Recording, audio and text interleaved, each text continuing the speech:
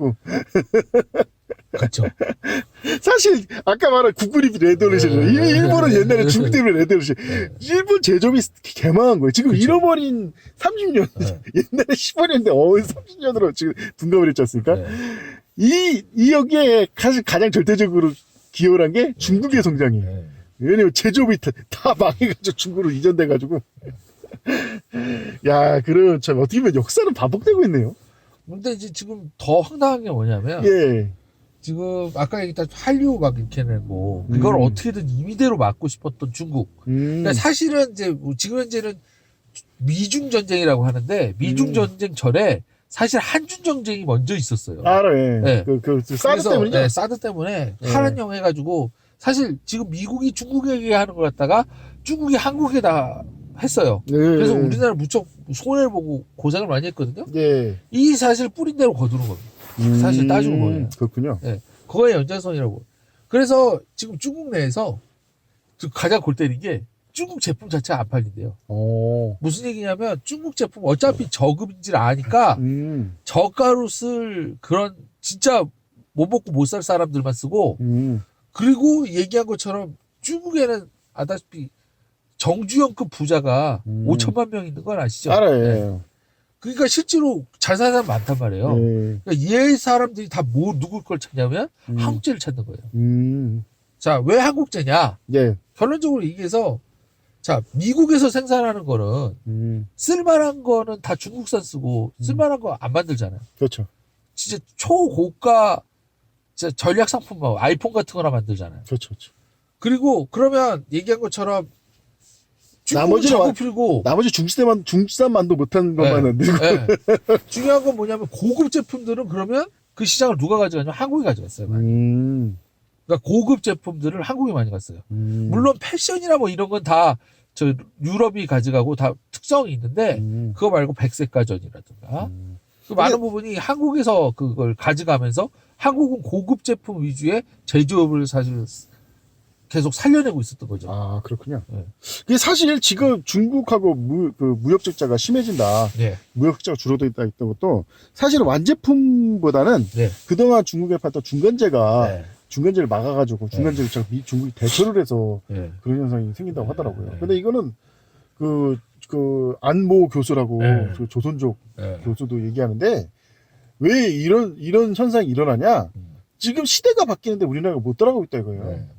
무슨 얘기냐? 옛날에 중국 수출했으면 중간재였지만 이제는 바뀌어야 된다. 오히려 중국재를 수입해다가 그거를 이제 다른 선진국이야지 한국재를 만들어서 세계에다 팔아라. 중국에도 팔고 그럴 생각을 해야지. 옛날처럼 그 중간재 재료 만들어서 판다? 이미 가성비 좋고 기술 높아진 중국이 다 대처하고 있다는 거예요. 시대가 달라졌으니까 그에 맞춰서 해야 된다. 근데 이제 문제가 한 가지 있어요. 뭔데요?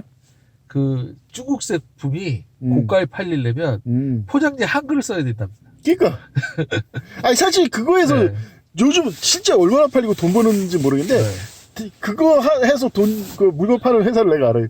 동산 모모라는 그 장난감 회사인데 중국제 M14 모형총을 가져다가 아까 우리도 한글 찍고 후가공에서 물론 그렇다고 처음부터 내가 만들었으니까 사기니까 중국산 가공했어요 해놓고서 그걸 갖다 파는 거예요. 근데 그게 팔리지. 솔직히 왜 안 팔리겠습니까? 사실 중국산이 왜 욕을 먹습니까? 어차피 마감이 안 좋죠. 그렇죠. 기본적인 거는 다 어차피 다 똑같아요. 아니 뭐 또 쇠로 만들 걸 뭐 플라스틱 만든 거 아니다며. 근데 문제는 마감이 안 좋고 AS가 안 좋아서 그 쉽게 말하면 이제 퀄리티가 안 좋아서. 근데 그걸 우리가 가져와서 퀄리티 안 좋은 건 제끼고 마감이 안 좋은 건 마감을 해버리고 AS는 우리가 대신 해주고 그래서 파면 된다 이거예요 사실은. 그렇죠. 이제는 그 시절이 된다. 더군다나 한 가지 더 중요해. 우리나라는 세계에서 가장 FTA를 많이 한 나라라고. 워낙 우리나라 그쵸. 자체의 이 경제 시스템이나 이런 게 뛰어나가지고 그걸 이용할 생각을 해야지. 언제까지 중국에다 물건 팔아서 먹고 살겠다 하냐. 수출로 먹고 산다 말하자 무슨 얘기인지 이해도 못하는 것 같다. 식으로 그렇게 직접 얘기는 하지만 수출로 먹고 사는 나라가 왜 수출을 먹고 살 생각을 안 하고 그러냐 이런 식의 얘기 좀 있다고 보니까.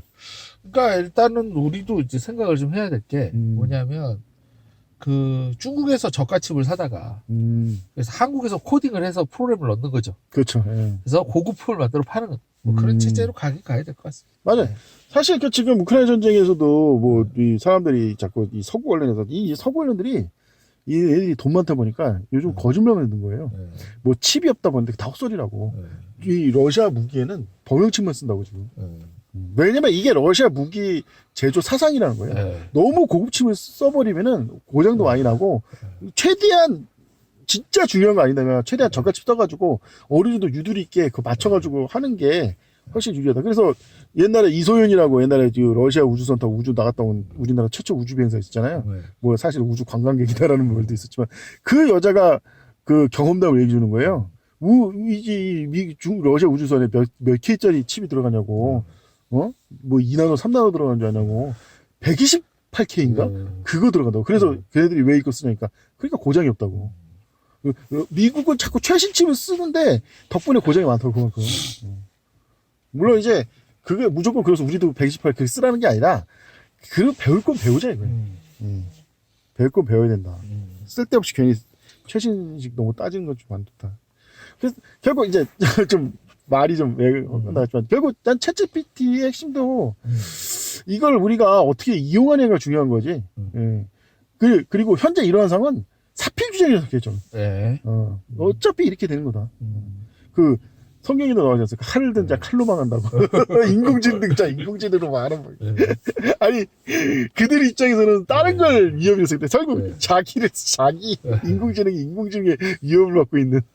그러니까 예를 들어 보면 인공지능이 이제 채팅을 통해서 학습을 하는데 네. 인공지능 두 마리를 붙여놔서 서로 말도 안 되는 얘기를 하면서 막 채팅을 하면서 막 학습을 해버리면 그 결과 어떻게 씁니까? 사실 내가 그거 비슷한 사례를 2번 본 적 있어요. 유튜브에서. 첫째는 그 목소리를 톤을 높여가지고 말대꾸하는 그 프로그램인데 휴대폰 두 개를 갖다 놓고 그러니까 계속 톤이 하면서 올라가요. 또 하나면 애기 둘이 한참을 떠드는데 도대체 얘네들이 무슨 소리 할까? 본인들이 이해를 할까 하는데 계속 둘이 한참 막 떠드는 거야. 애기 두 명이. 지금 그런 상황이. 근데 구경하기 되게 재밌어요. 이거 그냥 쉽게 말하면 팝콘각이네요. 요즘 말하는. 지금 아다시피 이것 때문에 뭐 6천조가 주가가 날아갔다고. 네. 그런 얘기가 있더라고요. 이게 사실은 어느 정도 이제 작가들 사이에서는 예상했던 문제예요. 그러니까 요즘 그 터미네이터 드라마가 있거든요. 터미네이터 드라마에서도 어떤 내용 줄거리가 뭐냐면 사이버넷이 인류를 멸망시키는데 어떤 이유인지 모르겠는데 이 사이버넷을 대항하는 인공지능이 나타난 거예요. 그래서 얘가 무슨 일을 하냐면 그 과거로 와가지고 관련 육아 그 심리학 하는 사람을 데려다가 인공지능을 다시 세팅하게 하는 거예요. 얘를 통해서. 알고 보니까 얘가 뭐 하는 소리인가 했더니 티천 같은 여자한테 티천인 거예요. 그러니까 얘가 아무래도 기존의 사이버넷이 인간하고 전쟁을 해가지고 공멸을 선택하니까 이걸 막으려고 사이버넷을 대체하는 새로운 사이버넷을 만들어서 인류와 공존하려는 거 아닌가 하는 생각이 좀 들더라고요. 그러니까 드라마 설정인데 어쨌든 진짜 저건 누구겠냐지. 내부의직이 항상 가장 최고의 적이고. 사실 인간도 왜 망합니까? 내 자신을 다스리지 못해서 망하는 거듯이. 인공지능도 인공지능을 다스리지 못해서 망한다. 근데 그렇게 생각하면 인공지능이 어떻게 인공지능을 다스리겠냐. 이건 깨달음의 문제인데 사실은. 뭐 이런 생각도 들더라고요. 사실 아까 말했대로 결국 이 인공지능 지금까지 얘기했지만 결국 본질은 뭡니까? 난 처음에 이 본질에 대해서 주목을 하면 사실 답은 뻔하다. 왜 애초에 인공지능의 목표는 인간과 구분이 안 되는 인공지능인 거예요. 왜 그런 식으로 설정을 했을까, 사람이. 결국은 단순 돈벌이 문제로 이익적인 차원에서 접근한 거다. 이게 잘못된 거다. 그러니까 이거비를 싸게 대체하자는 생각으로 접근한 거죠. 그러니까 사람이 하는 일을 대체하려면 가장 사람과 똑같은 존재가 만들어진다는 그런 식의 그 유치한 발상이 좀 깊이 있는 발상이 아니라 유치한 발상이 오늘의 참상을 가져온 거다. 그렇죠. 그러니까 근본적으로 아예 인간하고 구분이 안 돼 버리니까 인간을 통해 수집하던 AI 가지고 오염되고 있다. 그러니까 빅데이터가 오염되고 있다. 근데 문제는 뭐냐면 그 빅데이터가 한번 오염되면 그걸 되돌리기가 힘들어요. 예를 들어 보면 그 전체를 백업하는데 얼마나 비용과 시간이 많이 들겠습니까? 그렇죠. 전체 용량이. 근데 백업을 하긴 했겠죠. 그럼 그 백업 이후에 학습했던 몇 년간의 데이터 다 날리는 거예요. 그리고 다시 그 몇 년 전으로 돌아서 다시 학습을 해야 되는 거죠. 그리고 제일 심각한 게 나비 효과가 있어가지고 네, 그쵸. 그 결과를 잠당을 못하는 거였어요. 네, 맞아요. 애초에 나비 효과가 어떻게 해서 생성됐는지 알죠. 제가 지금 한번 얘기해 주시겠습니까? 카오스 전문 이게 사실은 나비 효과라는 이 의미가 여기서 다시 문제가 되네요. 나비 효과가 애초에 어떻게 해서 만들어진 말이죠? 일단은 기본적으로 얘기를 하자면 이 카오스, 즉 시간이라고 하는 것에 의해서 데이터가 계속 중첩되다 보면 초기에 아주 조그만 변화가 일어나도 시간이 흐르면 그 변화가 점점 커진다는 거예요. 그래서 그 정도를 어느 정도나 되는지를 이 날씨에 비유해서 한번 시뮬레이션 해봤더니 북경에서 나비가 날개짓 한번 할 정도의 작은 변화만으로 몇 년 뒤에는 대서양에서 허리케인이 발생하냐 안 발생하냐로 결정이 난 거예요. 그거를 나비 효과라고 부른 거죠. 그걸 어떻게 해서 발견하게 됩니까? 그거 역사적으로 얘기를 잠깐 하자면 기상 시뮬레이터로 유명한 그 박사님이 계세요. 이 사람이 기상 시뮬레이션 모델을 만듭니다. 그래가지고 이 사람이 이제 로렌츠라는 분인데 그 기상 기후 모델을 만들어서 가이아 모델이라고 해가지고 태양이 비치고 뭐 수증기가 증발하면 구름이 생기고 이동해서 비가 내리고 그거에 따라서 기온이 오르고 내리고 하게 되잖아요. 그걸 시뮬레이션으로 예측을 할 수가 있는 시스템을 만들어가지고 그걸 시뮬레이션을 했어요. 근데 이제 처음에 시뮬레이션 시작해서 일주일 동안 계속 돌려서 결과를 얻은 거랑 원래 계속 켜놓기가 힘들잖아요. 퇴근도 해야 되고 그러니까 이틀 돌리고 한번 껐다가 그 다음에 다시 5일을 돌려서 결과를 봤어요. 근데 중간에 한번 껐던 거랑 결과가 완전히 틀려버린 거죠. 그래서 이렇게 도출되는 걸 갖다가 왜 이러지? 라고 생각을 했는데 한번 끊을 때는 원래 있는 변수값을 출력해가지고 그걸 이제 숫자를 적어놨다가 처음 시작할 때 그대로 입력하고 시작을 하는데 소수점이야 6자짜리가 잘 안 나와요. 컴퓨터가 원래 출력을 할 때 보면. 그래서 소수점이야 6자짜리 잘라버리고 입력을 했더니 소수점이야 6자리면 0.0000은 공이 5개 아니에요. 그러니까 얼마예요? 100만 분의 1밖에 안 되잖아요. 그 잘라버린 그 오차 때문에 결과가 완전히 틀려져 버린 거예요.